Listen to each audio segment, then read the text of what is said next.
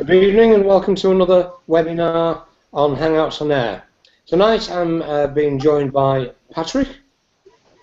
Hello, Patrick, Steve. would you like to just say a little bit about who you are? Hi, Steve. I'm an EHO working in Argyll and Bute in the west of Scotland. I primarily work in health and safety at the moment, but I've done a fair bit of food work since I've been up here for the last 10 years. Okay, and we're also joined tonight by David Newsum. So if you'd like to say something while I'm loading the presentation, in fact, I should try and find that. Good evening, Steve. It's my 9th hangout with you, I think, or maybe it's my 8th, and I always think of something funny to say, but as it's been Easter, I can't think of anything funny to say, so I'll just say hello, good evening, and I'm looking forward to discussing the how far we are on with the food information regulations tonight. Okay, well, I should have the presentation in a minute. I'm just going to remember how to turn it on. Oh, there we are. Lovely. Hello, this is David Newsum. I'm very pleased to present a short briefing as part of a Google Hangout with Steve Pepper on the Food Information Regulations 2014. Now, just to recap quickly on why the new law was introduced back in December of 2014, with around 2 million people having a designated food allergy in the UK, and some of these being very serious with some fatalities each year, the continuing cause for the biggest problems is still the fact that customers eat food that they believe didn't have the allergen in when it actually was there as an ingredient. It's a European regulation, and so we're obliged to comply with it, but many of us in the UK feel this is a good step forward to protect the allergic customer. In terms of the scale of the problem, one only has to look at the Food Standards Agency's figures of the reported hospital admissions, which are believed to be due to a food allergy, to see it's a rising problem. In fact, it may well be that there are a variety of reasons why these figures are going up, but whatever the reasons, it's certainly a growing concern. And of course, the risks can be incredibly serious. Incidents like these, which actually lead to death, are very distressing, both to the families and the businesses involved. Now, many of these cases revolve around undeclared ingredients and not trace amounts, and these are the very cases which the regulations are designed to prevent. And it's not just pure food allergies which are the problem. Intolerances and sensitivities to certain parts of food also cause hospitalization. Some food businesses are still not aware of the problem or don't fully understand the nature of allergens in food. Well, there are 14 specified allergens under the Food Information Regulations. Although there are many more in practice, these are the most common ones in Europe, and that is why they are the subject of the recent legislation. Some of these on the slide that you see will be well known to people, such as milk and eggs, nuts and of course peanuts, and fish and crustaceans, but less so things like sulfur dioxide, lupin. Celery often surprises many of the chefs that I've met. And of course the well-known one, gluten in cereals, basically because of the number of people who request gluten-free foods, and it's becoming quite a good customer approach to provide gluten-free foods if that can be done properly and correctly and with confidence. So a reminder of the new requirements, which are that all food sold, displayed or served must have accurate information about the allergens available for the customer. Now, this can either be because the product is labelled, such as in pre-packed food, or in fact it could be provided verbally or on a list or a menu or a ticket. The regulations, of course, concentrate on accurate declaration of any of the 14 specified allergens for all food. And it's actually a very simple requirement, but it has raised many issues and questions. Please note that cross-contamination is not included in these regulations. That's already been in existence where serious cross-contamination occurs through existing food safety and consumer safety law, although it's fair to say the new food information regulations do highlight the issue for cross-contamination control as well. So what are the challenges that's presented here? Well, here we are. There's a variety of them, from new legislation and new enforcement powers, and businesses needing new knowledge or skills. The proliferation now of different systems and ways of complying with the law, and increased requests and pressure from customers with food allergies who quite rightly expect better information now from everywhere where they go to eat. And one of the main challenges is for food businesses who exactly they should trust on giving advice and guidance. There are still some areas of clarification about just exactly what constitutes compliance. That's pretty typical in the early days of any new legislation. And of course, the access to the training and the information. Some food companies have done very well to adapt their systems to comply already, notably the vast majority of manufacturers and many of the corporate chain restaurants. There are still residual issues, particularly those around languages, distance selling, and just what good practice means when determining the actual compliance with the law, as opposed to good or best practice. Compliance in smaller SME businesses is more patchy, but some of these are done well by biting the bullet using the FSA information and e-learning pack, or by using a reputable consultant who will ensure that the system used is suitable for the food operation. This is key. There's definitely no one-size-fits-all solution. In fact, here's a simple 7-point plan for any food business to ensure it moves towards compliance in an organised and professional way. Starting at the top here, with businesses need to fully understand allergens and their risk to the business. And then they need to make sure that they assess all their raw materials and their ingredients to find out which allergens are actually in those. It can be as simple as reading labels, but it's surprising how many businesses have not done that as a regular practice.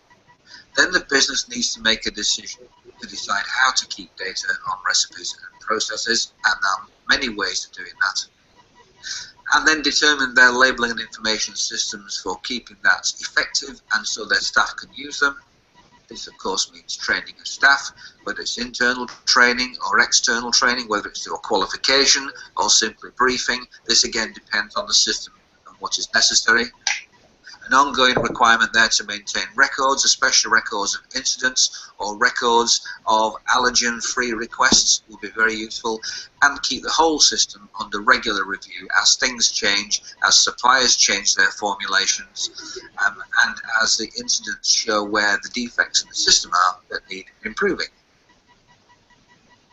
Well, that's a very brief update on where we are at the moment with the new food information regulations. I'm particularly looking forward to the discussion that ensues from this Google Hangouts presentation, or you can visit my website, davidnewsum.com, where you can post questions, read continuing blogs about creative training solutions, including solutions for allergens, or you can email me at the same address, david@davidnewsum.com, for a continuing conversation.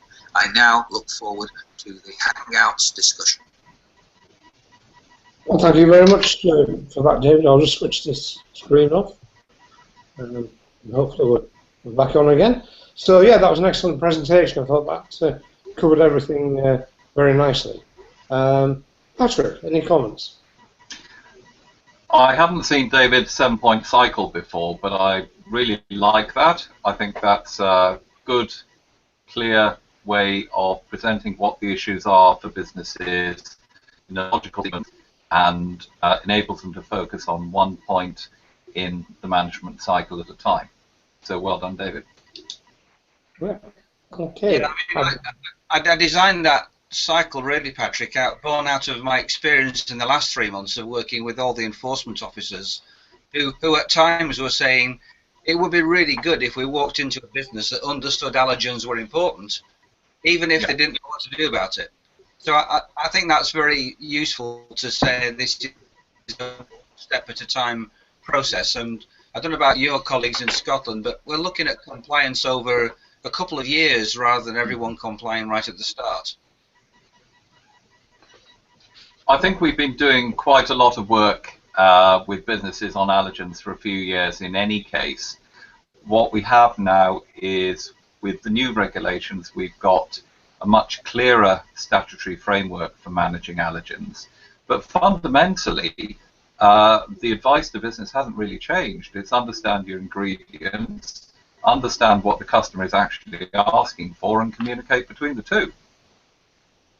Yeah. One of the things I've been doing over the last 3 months or just slightly over is I've been working with a lot of chefs groups on Facebook.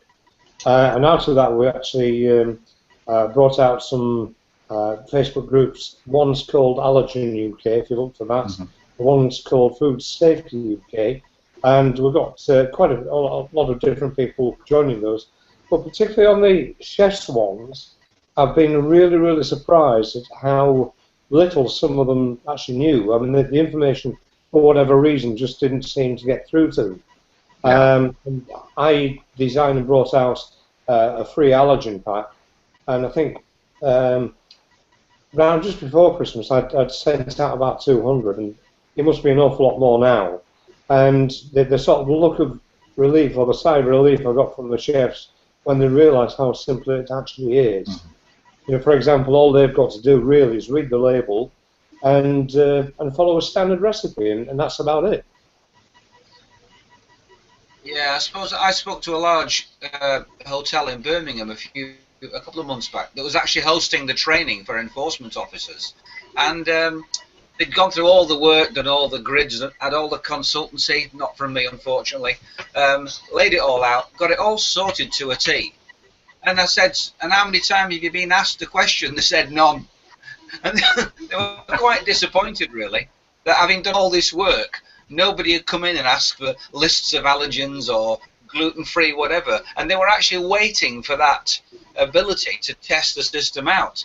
So I think some businesses, because our enforcement colleagues, with due respect, are rather pressured, and in certain local authority areas, they're not going out proactively on this. I think businesses now are waiting to be tested. Yeah, I'm sure you're right. What's the situation up there, Patrick? Well, as I say, we've been dealing with allergens in catering for probably 5 or 6 years now as a topic that people need to get a grip on, and we've been providing simple materials to them so that people know what the statutory allergens are. And when we inspect, we talk to them about how they deal with customer inquiries and how they actually know what's in the food. Yeah. What was I going to say? One of the biggest things that the chefs seem to have a problem with is the gluten-free and the gluten intolerance. And we've got a lot of anecdotal research saying that people will order something gluten-free, and then they'll have cakes or biscuits or something in the next breath. And you can understand that if people have got what I would call a fad rather than actual intolerance or an allergy to it, like we've got Pfeiffer's disease, then whether the celiacs, not celiac disease, then there is a problem for the chefs, because you can't get the buy-in if people are bucking the trends, as it were, by falsely claiming they're allergic. Well, do people claim to be allergic simply by asking for a gluten-free meal? From what I can gather, yes. People have been, the chefs say that they'll get the orders back from the front of house, from the waiting staff, and it'll say gluten-free, or they will claim, you know, and I mean, the regs as such don't require anyone to put on any special food. It's purely and simply a communication exercise. But the chefs sort of seem to think that if someone comes in and asks for something, that they've got to bend over backwards to provide it, and they haven't. Maybe from a customer care point of view and from a good business practice point of view they have, but they're certainly not obliged to cater for someone in that sense, only to inform them of what's in the food. Am I right, David? Yes, I think you're right. I think, Patrick, I know what question you're raising, but if we're working with good businesses, which we want to do, I think the trick here is staff training for the good waiter or waitress to say, when somebody asks for gluten-free, is to say, is it because you have an allergy or intolerance, or is it just your preference? And they will tease that out. And I've been to some businesses who have been really, have automatically said, does anybody have any food allergies? Which is unusual for a waiter or waitress to ask that. At least it gets the information right at the beginning. Because I think you're right. The chef could be confused if there's a gluten-free order, and yet the next meal there isn't a gluten-free order for the same person. So I think it's down to the point of order, isn't it, to clarify what the reason is for the request. Is that really necessary? Because fundamentally this is about establishing the contract between the restaurant and the customer. If the customer wants a gluten-free meal for whatever reason, and that is agreed as part of the order, why they want it isn't actually pertinent to the order. Some people are choosing gluten-free meals as part of a healthy eating choice, and then they're treating themselves to a weak ache afterwards. But it's still respecting what the customer wants if you can reasonably satisfy that request. Yeah, well, if you want to look at compliance, of course, unless they ask for allergen information, there's no breach of the allergen regulations. Yes. So if they say, it doesn't matter if they say I want a gluten-free meal, that's irrelevant. What they've got to say is, can I have the information about which items have got cereal containing gluten in them? And that's the trigger for the legal compliance, isn't it, Patrick? I'll take your word for it, David. I haven't seen that much. It is, but unfortunately, I just think there's too much confusion by not. I would say to my clients, if somebody asks for gluten-free, be very courteous, but ask them, is it because they have a food allergy or is it just a dietary preference? I think that's what I'll teach on my level 2 courses. Yeah, I think I'll pass that information on to the chefs groups, because that point I've not thought about that myself, if I'm honest. No, I haven't. One of the other things about the gluten-free, and for the life of me I can't remember what the name is, but there are other things in the food that can give sort of act the same. They've done it in double-blind trials. I think in the blind trials there was about 15 out of 100 were actually intolerant to gluten, who said they were, but then the rest were intolerant to other things in the food. And for the life of me, I can't remember. I've got it on the Allergen site, and I only looked up at the weekend. So there are people who are going on gluten-free diets, but cutting other stuff out of the food which they may be intolerant to. So it's not necessarily that they are actually intolerant to gluten. Well, it's like anything, Steve. When you get into this, as I've found out, it's there's a science behind it that I don't necessarily understand completely. But I think what we need to separate out is it's not gluten that's the problem. It's the source.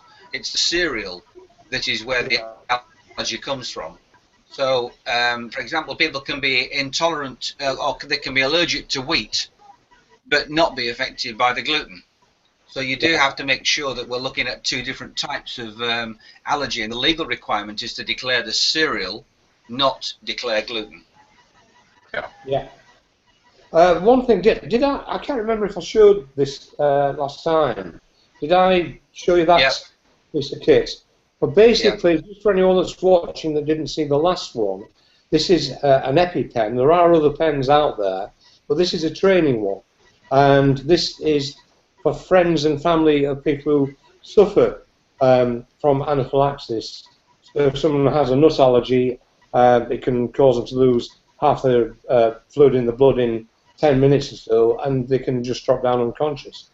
And basically, this automatic thing has got the needle in the orange cap hidden, and what you do is you take the cap off, and what the manufacturers say is that blue to sky and orange to thigh. And the idea is you put this thing into your thigh for 10 seconds, which is a long time. You have to count it. So if I just stand up now and just show you, it will go through someone's genes or whatever. So you do 1, 2, 3, 4, 5, 6, 7, 8, 9, 10. And then you'll take it out. I'll probably count that a bit quick. But 10 seconds, and then a further 10 seconds rubbing the area around there. And you quite often find that people come to very quickly. I mean, on the training pen, all you do is you reset it. On the real one, it stays out and you just dispose of it in the clinical bin. But they are very, very useful for anyone that's got someone they know who is suffers from anaphylaxis. So I thought I'd throw that one in again for anyone that's watching. Patrick, can I ask Patrick a question? But I need to just get something out of my bookcase to ask the question. So just give me a couple of seconds. Okay. Do that. So, what time's it getting dark up there in Scotland at the minute, Patrick? Oh, we've probably got another good hour of daylight and then a little bit of gloaming now. All right. So, yeah, that's good. Because I'm trying to work out how high you are. So, whereabouts is it that you're based again? I'm near Loch Ilphead, so we're about, I think, about 56 degrees north, but that's a pure guess. Right. Okay. Right, David's back. Patrick, I've just got my cook safe off my shelf. Now, without me going through it, does the current issue have an allergens grid in it, or do they use the standard FSA one? Off the top of my head, I can't remember, but it does. It has been updated for allergens and for the recent E. coli cross-contamination guidance as well. And that's all available on it's probably now the foodstandards.gov.scot website, which is the website of the new Food Standards Scotland. That's what I thought. That's always been downloadable, hasn't it? Like the SFBB pack has been in England. We were told there's going to be a new allergens safe method for SFBB around this time. But I have to say I haven't checked and I haven't been told about it. Yeah, it came out a short while ago, David. I don't know about the Scottish one, but certainly in England it's a double-sided A4 PDF which you can print out. It's very simple, nothing much to it at all, but it's on the FSA website anyway. Yep, I've been told that's going to be updated around now, though. That's the 2012 version with the 14 allergens and 2 questions. Yeah. They're thinking of doing another one. Well, but I haven't seen the brand new one yet. Yeah, it probably could do with it because it doesn't look very involved or whatever. And I think it could do with a bit more detail. Yeah, I mean, I think at least they're likely to include the matrix in SFBB because quite a lot of people have seen it as one of the simpler systems. Well, I designed 2 last year. I designed one which was a menu pad where it prompted the waitress or waiters to speak to the people and ask them, does anyone suffer from allergens? And then we printed alongside that an allergen card so that the customer could write the name and put down what they were allergic to, which would also have a bit of a due diligence paper trail as well. But I think most people seem to have gone for the allergen matrix. The one that I designed, unlike the FSA have done a very good one, but it's a PDF which you've got to manually write. So what I did a free downloadable spreadsheet which people can simply type in all their allergens and the recipes and whatever, link it into a recipe file, and then if it gets a bit dog-eared out in the kitchen or the restaurant or wherever, you just print a new one out. Or it's great for multiple sites where you've got the standard recipe because you just email that out to your different recipes. And it only needs updating when the menu changes or you've got different ingredients or, again, if it's dog-eared. So that seems to work very well. I'll tell you what I have seen that I think we need to have an ongoing conversation about is a variety of different solutions to buffets. You know, we did this training series in a load of hotels anyway, and each hotel tried a different system, and they all had difficulties in doing something that that worked. I think what I'll do is I'll write up some of those and put them on my website because it's not always obvious what to do with the buffet. The first response from the earlier hotels was, well, what we'll do is we'll put a little label against each food item saying what's in it. But it became a nightmare to keep them in the same place. And they still thought that people would identify a mixed sandwich platter by guessing what the sandwich was, you know.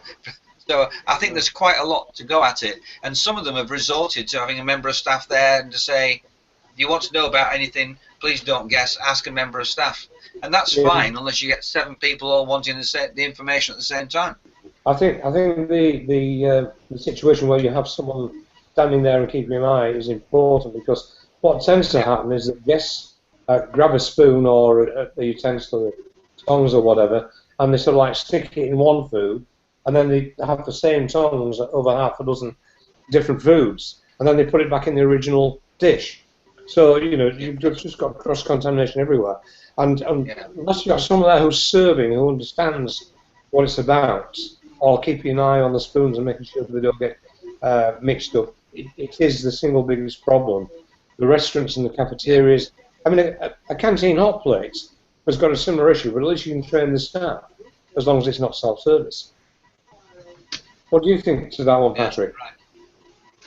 I think it's a genuine problem. However, I do observe that where you've got people attending a buffet or an event who do have food allergies, they tend to want to communicate that in advance, so that they can ensure that they've got a specific meal or a specific place set aside for them. And I think caterers should welcome that and invite that, because you're going to identify the sensitive people who are most at risk of an adverse reaction to an allergen. I think you're right. The problem is, though, if people organise the event where there are a few hundred or even a few thousand people there, you've got a real problem that they're going to miss people, or they don't understand, or they might just not fill the information in properly. So I think it's vital that stuff is available at the end, and you've got controls at both sides. But yes, I agree. If someone has got a particular problem with an allergy, at least you can flag that up and have something that they can eat, and maybe have it plated up separately or whatever to ensure they're okay. What think you, David?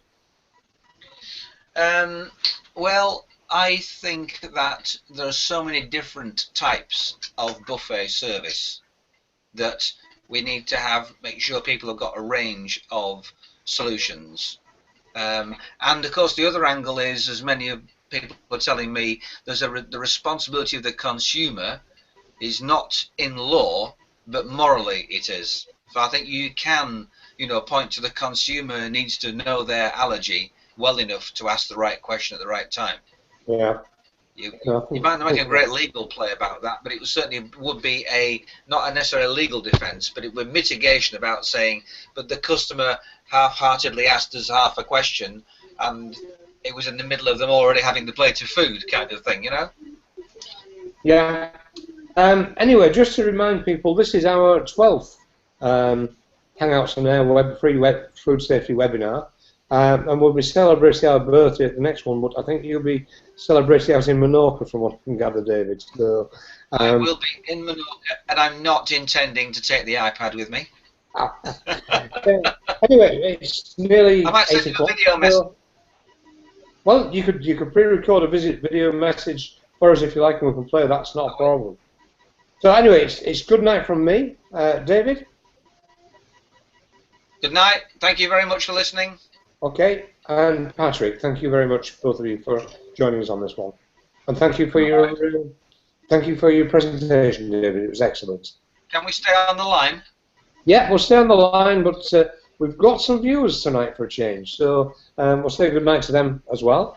And for those that see us on YouTube after the event, don't forget, on the first Tuesday in May, 7:30, we'll be having our next one. Okay, we'll probably be reviewing what we've been doing over the last year.